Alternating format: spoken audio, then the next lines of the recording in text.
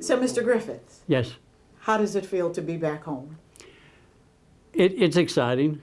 I know it's a challenge, but Texas was my home for over 60 years, so it is nice to be back. So, of anyone that the board could have brought in this interim capacity, you can hit the ground running. You've done this before. Yes, as you know, I was the chief probation officer here from 1995 to 2010. I came back in 2018 in a similar capacity that I'm here now as the interim while they find the new permanent director. And so I do understand the department.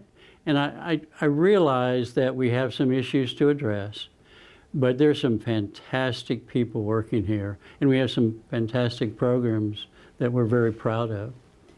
But you also held this job on a permanent basis for a long time. Yes, for 15 years. And when I came in 1995, the confidence in the agency was declining. There were some issues that needed addressed.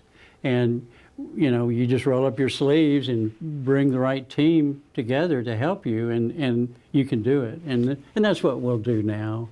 Because is that exactly where we are now? Confidence is declining for more than a year. It's been constant chaos and controversy, and it's time for that to Yeah, come to we a need stop. to restore our credibility with not only our juvenile board, commissioners court, but most especially the community. As I see it, two major issues. The conditions at the detention center that has prompted a state investigation, and also concerns about the effectiveness of the programming that's supposed to rehabilitate these young people before returning them to the community. Which of those is your priority, or are you attacking both at the same time? We're attacking both at the same time. Now, the conditions of confinement, something that I've been here 2 weeks, and I've been in detention regularly. And I've seen an improvement just in those 2 weeks. Now, for conditions of confinement, you know, it's ordering furniture, it's cleaning, it's painting, it's making the facility appropriate for young adults to be in. For our programming, I think your viewers would be amazed that we have an accredited charter school, we have a dental clinic, we have medical services from Parkland Hospital, we have community providers that come in. So the enhancement for programming is there. I think one thing we're looking at from an agency perspective, and so our detention center is one aspect of our agency. From an agency perspective, we are moving toward matching a youth's needs and risk with the programs that we have available either in the community or in residential care. And so for the 9,000 youth that touch this agency, we've got to address what their specific needs are and have the right programs for them. How important is it to also have tools in place to measure the efficacy of those programs? That's true. We have to look at not only the validity of the programs, but the fidelity that those programs are applied. And so it's getting those research-supported programs, and we do have many, you know, multisystemic therapy, family functioning therapy, DBT therapy. We have a substance abuse component that goes from early intervention all the way to residential care. All those things are important. Vocational programs, our collaborations with Dallas College, where youth get certifications in welding, coding, and culinary arts, Capo Memendum, you know, all those things that the agency has done well for many, many years still are in place. We just have to shore them up and make sure that the right youth are going to the right programs. A little over a year ago, probably about a year and a half now, an outside nonprofit Evident Change came in to look at what was happening here, look at some of the things that could be done better. And one of the things they noted was that low-level offenders were being kept in detention for too long. And DA John Creuzot has been very outspoken, you know, asking the question, are we keeping low-level offenders here and making them better criminals when we release them? Right. How important is it to address that? It's a valid question, and we are working closely with the District Attorney's Office, public defender's office, our courts, our staff, to make sure that those low-level offenders are diverted away to appropriate programs in the community. We are always looking at that. The youth receive a risk assessment when they come in for mental health services, for their criminogenic needs. We just need to make sure that we're matching those specific scores of those youth to the right programs. We staff cases with the district attorney's office every Monday. And so we have their input, they have ours, and so we're able to show that we can divert more and more youth. Today, our population is about 50% of what the capacity of the actual census could be, and that's very, very good. Okay, two questions. This risk assessment. Right. Have you learned in your time here that perhaps those risk assessments were not being done as the state mandates? Oh, no. I'm confident that they were. What I know of, since my 2 weeks here, I know that they were. The Macy that looks at mental health needs, the PACT assessments are being administered. I think the big question is, were the scores that were derived from those instruments being used to effectively assess which programs would best serve that family? Next question, sort of following up to that, how important is that collaboration, and how committed are you with working with other stakeholders who have the same end goal but need to work together to get there? Oh, very, very, very committed to that. The collaboration we have, either contractually or just by making referrals, is the ultimate key to making this system work. Our partners that we contract with that do enrichment programs or therapy programs are essential. But we have many, many partners, from law enforcement, our public school systems, faith-based organizations. Those are the keys. I don't ever dispute that the best place for youth to get intervention is in the community. And that's what we have to focus in on, how we can divert those youth away from our locked secure programs into an open campus or an open program in the community. How much will it help to restore community confidence if the community sees this agency working with the Commissioner's Court, as opposed to the very public disputes that have been going on for more than a year now? Well, it's essential. I hope people understand that this agency works under the auspices of the Dallas County Juvenile Board and in partnership with the Commissioner's Court. It is a very tight bond that we do. The Commissioner's Court has always given ample resources to this agency.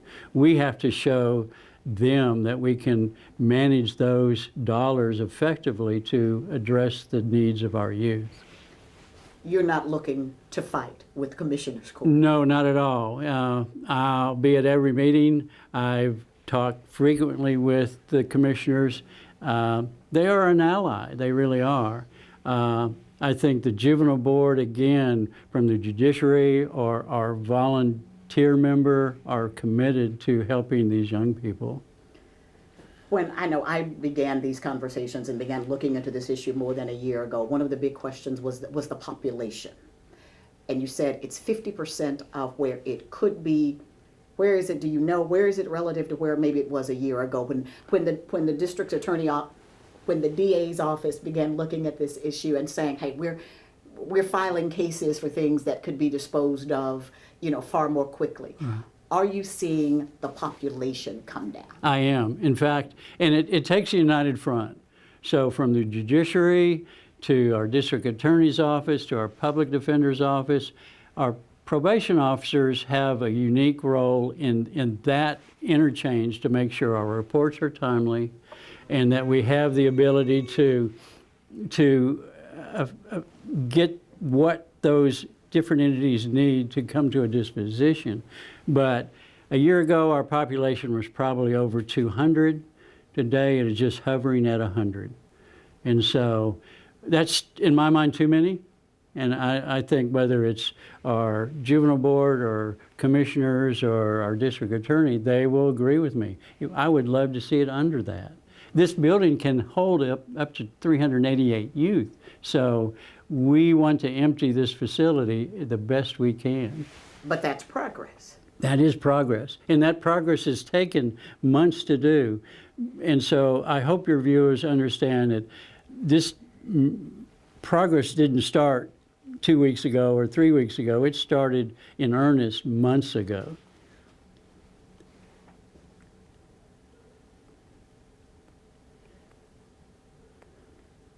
So it sounds like you agree with the district attorney and that working collaboratively, we need to identify, or you need to identify sooner those low-risk offenders and get them into appropriate services rather than just holding them here while you figure out what to do. Right. Not only do I agree with him, I think the judiciary agrees with him, our public defense teams agree with him.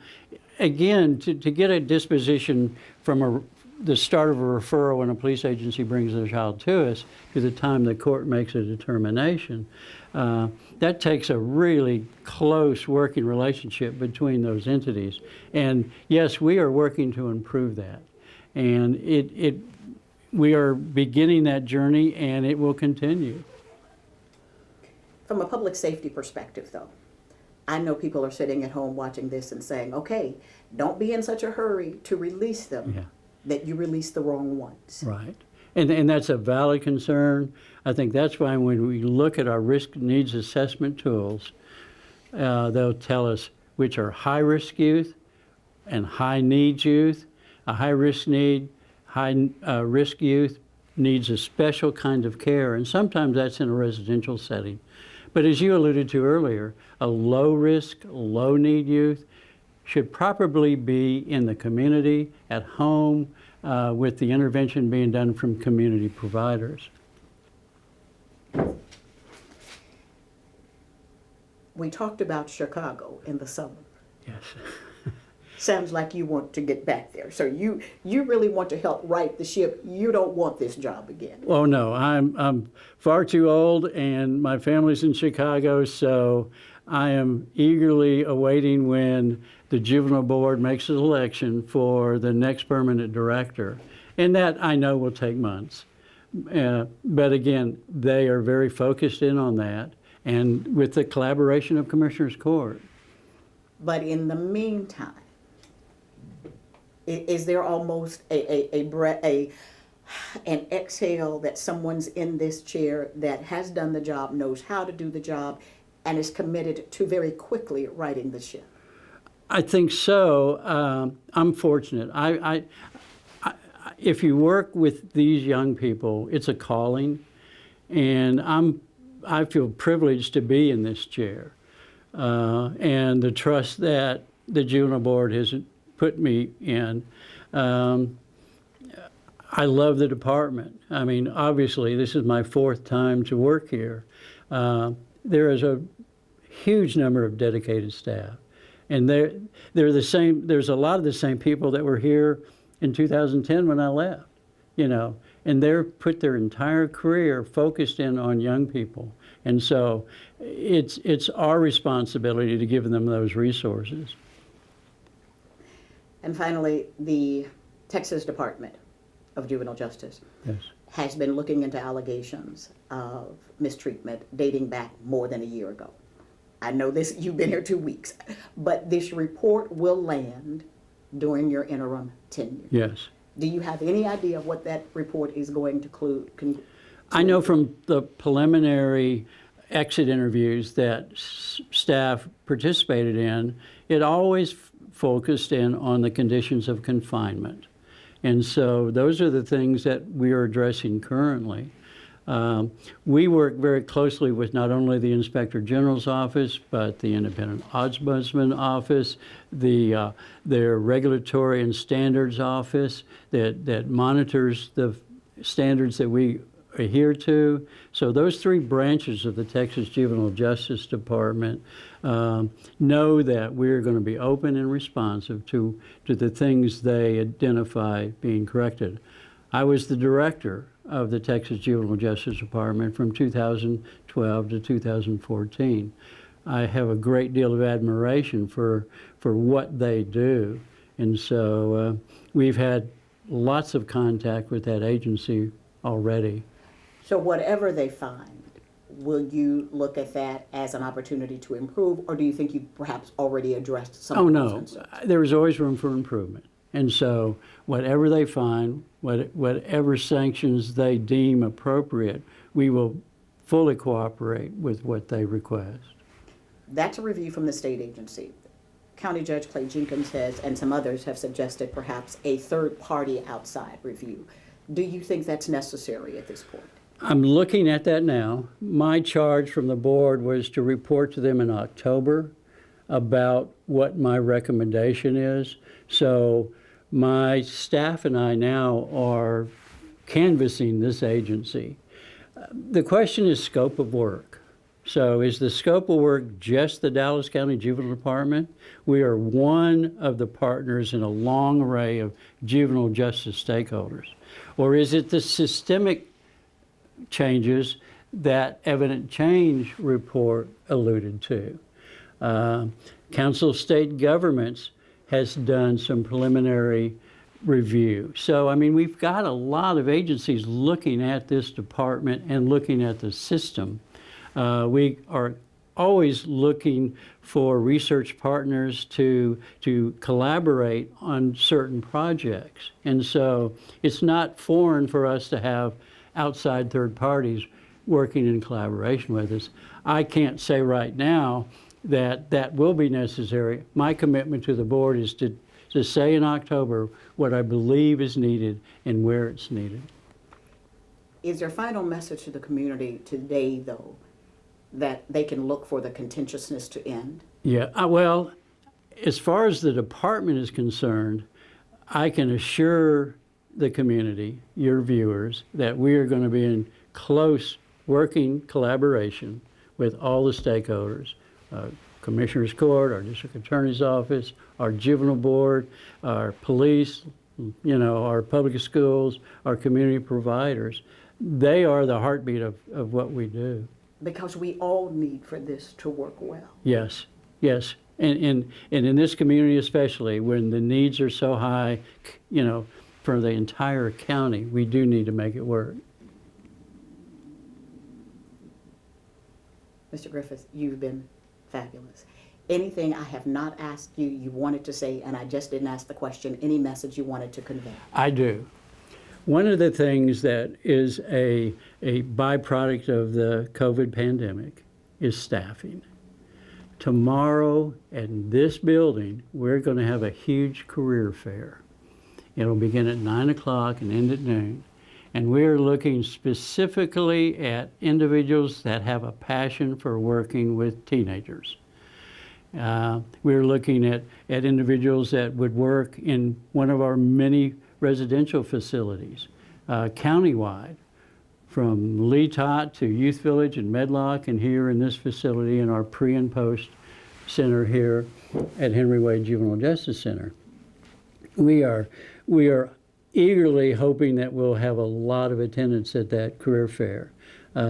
We will be able to have preliminary offers for qualified candidates when they leave.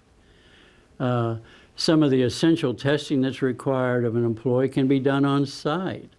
Not all of it, but some of it. So we are hoping to have our staffing capacity full within the next month or so. And so this career fair will go a long way. You're not wasting any time addressing the needs here. Oh, no, and it's not just me. It really isn't. It's a group of dedicated people that work here, that have always worked here, that care about these young people. I thank you. No, thank you. Anything else? No. All right, That's it. we'll get in about that job fair tomorrow. I'll send you a digital copy of it. All right, sounds All right. good. We will share in our newscast tomorrow morning. Thank you.